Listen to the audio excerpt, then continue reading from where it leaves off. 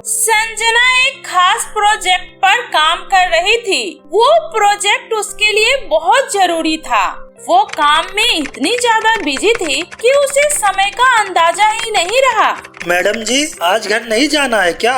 सभी लोग घर जा चुके हैं। हाँ गार्ड जी, बस हो गया, मैं निकल ही रही हूँ। उसके बाद संजना जल्दी से फाइल समेटकर ऑफिस से बाहर निकल जाती है। तभी उसके फोन की घंटी बजती है। हाँ माँ, बस आ रही हूँ, निकल गई हूँ, चिंता मत करो माँ, मैं आ जाऊंगी। बेटा, बाहर का मौसम बहुत खराब, बारिश और तूफान एक साथ कहर बरसा रही है, तो जल्दी से घर आ जा। चिंता मत करो माँ, इधर का मौसम एकदम साफ है। मैं बस स्टॉप पर बस का इंतजार कर रही हूँ, बस मिलते ही आ जाऊंगी, आप सो जाओ। संजना बस स्टॉप पर बस का इंतजार कर रही थी। तभी उसके पास एक बूढ़ी औरत आती है। बेटी, जरा मुझे इस पते पर पहुंचा दे, 2 घंटे से भटक रही हूँ, कोई मेरी मदद नहीं कर रहा, मेरी मदद कर दे बेटी। पता नहीं आजकल लोगों को हो क्या गया है, कोई किसी की मदद करना ही नहीं चाहता। दादी, लाइए, इधर दिखाइए। संजना उस पते को देखकर एकदम सन्न रह जाती है। ये कैसा पता है? ये तो कब्रिस्तान का पता है। दादी, आपको इस समय वहाँ पर क्या काम है? अरे बेटी, वहीं पास ही मेरा घर है, मेरा बेटा रहता है वहाँ, मुझे उसी के पास जाना है। मुझे रात में ठीक से दिखाई नहीं देता, मुझे वहाँ तक छोड़ दे, तेरी बहुत मेहरबानी होगी।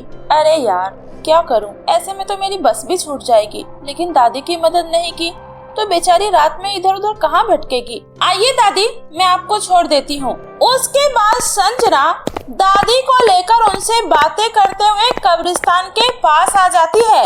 ये लीजिए दादी, यही आपका एड्रेस है। लेकिन दादी, यहाँ तो कोई घर है ही नहीं, दूर दूर तक अंधेरा और सन्नाटा है, आप यहाँ रहती हैं? संजना जैसे ही पीछे पलटकर देखती है तो वहाँ कोई नहीं होता। अरे ये दादी, ये अचानक से कहाँ गायब हो गई? अभी तो मेरे साथ थी। नहीं, ऐसा नहीं हो सकता। संजना पीछे पलटकर देखती है तो दूर दूर तक सन्नाटा पसरा हुआ था, कहीं कोई इंसान तो क्या, दूर दूर तक जानवर भी नहीं नजर आ रहे थे। हे भगवान, ये कैसे हो सकता है? संजना का दिल जोर जोर से धड़क रहा था। तभी बहुत ही तेज बिजली कड़कड़ाने की आवाज आती है और थोड़ी ही देर में बारिश शुरू हो जाती है। संजना तेज तेज कदमों से वहाँ से वापस जाने लगती है। तभी वो बूढ़ी औरत फिर से वहाँ आ जाती है और संजना का रास्ता रोकते हुए कहती है, बेटी, तू बहुत अच्छी है, मेरे बेटे को तुमसे मिलकर बहुत अच्छा लगेगा। बेटी, क्या तुम मेरे बेटे से शादी करेगी? क्या? नहीं। माँ, ये लड़की बहुत जिद्दी है, ये ऐसे नहीं मानेगी। संजना जब उस लड़के की तरफ देखती है तो उसके होश उड़ जाते हैं। वो लड़का दिखने में बहुत ही अजीब लग रहा था, मानो जैसे उसके शरीर में जान ही ना हो। उसकी आंखें सफेद थी और उसके पैर हवा में लटके हुए थे। तुम कौन हो? देखो मुझे छोड़ दो, मुझे जाने दो। जिद मत कर बेटी, मान जा, बहुत दिनों बाद मेरे बेटे को तू पसंद आई है। चल बेटी, हमारे साथ चल। नहीं, मुझे कहीं नहीं जाना, हट जाओ मेरे रास्ते से, मुझे जाने दो। ये सुनकर बूढ़ी औरत और उसका बेटा जोर जोर से हंसने लगता है और दोनों माँ बेटे वहाँ से गायब हो जाते हैं। संजना बारिश में भीगते हुए दौड़ते हुए बस स्टॉप के पास आती है। तभी उसे बस स्टॉप पर एक बस खड़ी दिखाई देती है। संजना तेजी से भागते हुए बिना कुछ सोचे उस बस में चढ़ जाती है। अंदर आते ही वो देखती है कि बस बिल्कुल खाली है, न कोई यात्री है न कोई कंडक्टर, सिर्फ ड्राइवर अपनी जगह पर बैठा हुआ है। भैया, जल्दी चलाइए, मुझे घर जाना है। ड्राइवर धीरे से सर घुमाता है।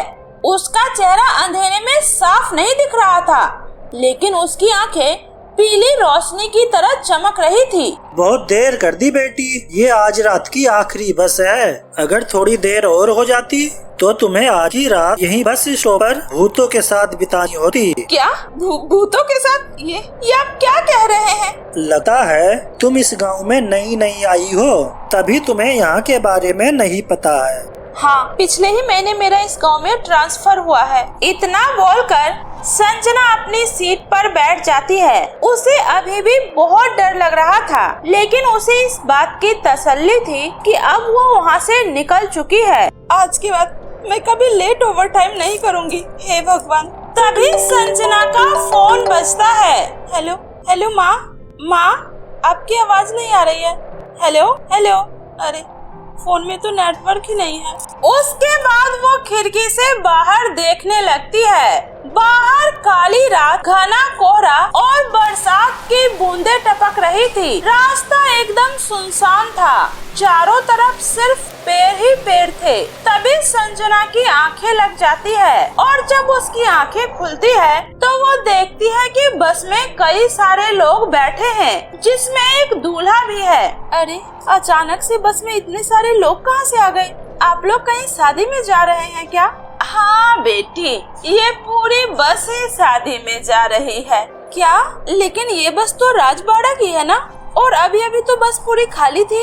फिर आप लोग कब बस में बैठ गए?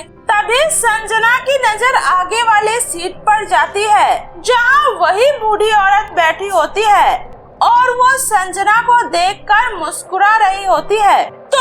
तुम यहाँ कैसे? ड्राइवर भैया, बस रोकिए। अरे मैं कहती हूँ बस रोकिए। बेटी, अब ये बस यहाँ नहीं रुकेगी, ये तो बस शादी के मंडप में ही रुकेगी। आज मेरे बेटे की शादी होने से कोई नहीं रोक सकता, कोई नहीं। ये ले, ये शादी का लाल जोड़ा है, जल्दी से इसे पहन ले। ये मेरे बेटे ने खास तेरे लिए पसंद की है। नहीं, पागल हो गई हो क्या?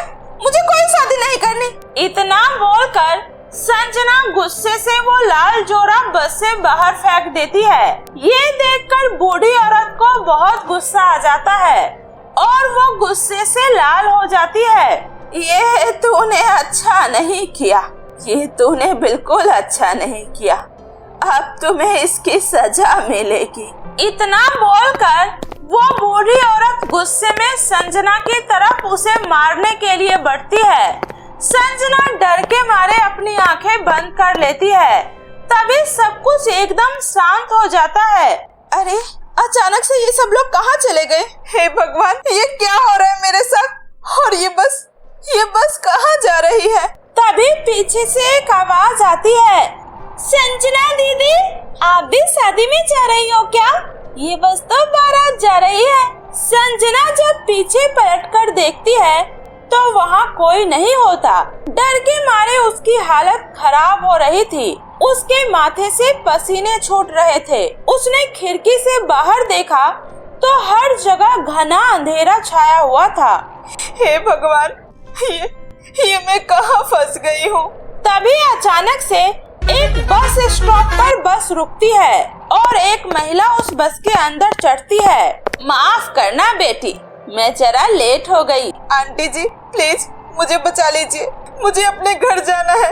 लेकिन देखिए ना, ये लोग मुझे यहाँ से जाने नहीं दे रहे। मुझे बचा लीजिए। बेटी, ये इस रात की आखिरी बस है और ये लोग तुम्हें अब कभी जाने नहीं देंगे, क्योंकि इस बस में बैठने वाला इंसान लौट कर नहीं जा सकता। फिर आप इस बस में क्यों आई हैं? और आप कहाँ जा रही हैं? बेटी, एक बार इस गांव से एक बारात जा रही थी और दूल्हे की गाड़ी अचानक से रास्ते में खराब हो गई, जिसके बाद वे लोग इस रूट की सबसे आखिरी बस को खाली करवाकर उसमें बैठ जाते हैं। सब लोग बहुत ही ज्यादा खुश थे, खासकर दूल्हे की माँ, क्योंकि ये उसके इकलौते बेटे की शादी थी। तभी अचानक से बहुत तेज आंधी तूफान के साथ बारिश शुरू हो जाती है। रात के अंधेरे में कुछ भी साफ नहीं दिखाई दे रहा था, जिस वजह से उनकी बस खाई में जा गिरती है। बस उस दिन से वो बस अपनी दुल्हन की तलाश में हर बरसात की रात 12 बजे इसी रूट पर चलने लगती है और हर जवान और सुंदर लड़की को अपनी दुल्हन समझकर उसे अपने साथ लेकर चला जाता है। ये सुनकर संजना के हाथ पैर सुन्न हो जाते हैं। नहीं नहीं नहीं, मैं ये सब नहीं मानती, ये सब झूठ है, मुझे जाने दो। ड्राइवर भैया प्लीज बस रोक दीजिए। संजना जब ड्राइवर की सीट को देखती है तो वहाँ कोई नहीं होता और बस के अंदर भी कोई नहीं होता। अरे ये बस अपने आप कैसे चल रही है? हे भगवान मेरी रक्षा करो। तभी संजना को सामने एक खाई दिखाई देता है। संजना बिना समय गवाए बस से बाहर कूद जाती है और वो बस खाई के अंदर समा जाती है। संजना को सड़क पर गिरा देखकर कुछ लोग उसे उठाकर बैठाते हैं। बेटी तुम ठीक तो हो ना? हाँ अब मैं बिल्कुल ठीक हूँ। भगवान तेरा लाख लाख शुक्र है, तुमने मुझे बचा लिया। थोड़ी ही देर में संजना की माँ और भाई वहाँ आ जाते हैं, जिसके बाद संजना सही सलामत घर चली जाती है। गांव वालों का कहना है कि बरसात की रात ठीक 12 बजे वो बस उसी रास्ते से गुजरती है और जो कोई भी उसमें चढ़ जाता है वो कभी वापस नहीं आता। संजना की किस्मत बहुत अच्छी थी जो आज वो सही सलामत है।